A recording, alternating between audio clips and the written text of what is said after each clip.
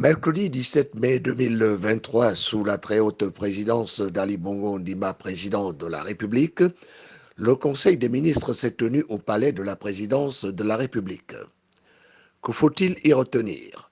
D'abord que cette réunion a commencé par de fermes instructions du chef de l'État à l'endroit du gouvernement qu'il adjoint de faire tout ce qui est en ses possibilités pour satisfaire les populations en adoptant des politiques plus pragmatiques allant dans le sens de la réalisation des projets contenus dans le pacte qu'il a présenté à ces dernières, ce qui lui a valu sa réélection en 2016.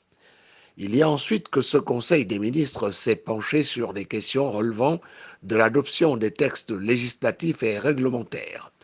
Les élections, le sujet a été longuement évoqué, en commençant par celui portant sur certaines dispositions portant loi organique relative au président de la République.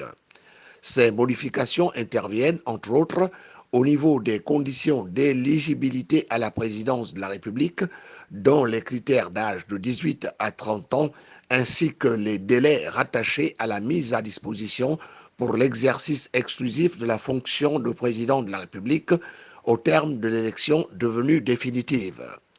Sur le même chapitre, il a été évoqué l'introduction du récépissé de déclaration de biens délivrés par la Commission nationale de lutte contre l'enrichissement illicite, CNLCEI, et l'acquittance de paiement au trésor public de la caution de 10 millions de francs CFA.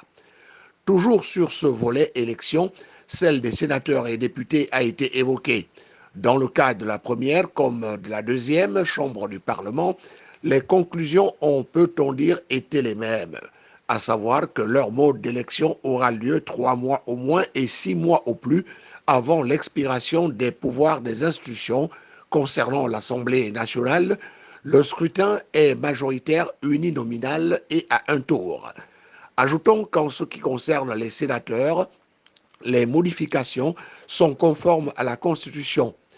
Le ministère de l'économie était, lui, porteur d'un projet de loi autorisant l'État gabonais à contracter un emprunt d'un montant équivalent à 50 millions de dollars auprès de la Banque arabe pour le développement économique en Afrique, BADEA, pour financer le programme d'appui budgétaire au budget de l'État avec affectation au secteur santé et infrastructure.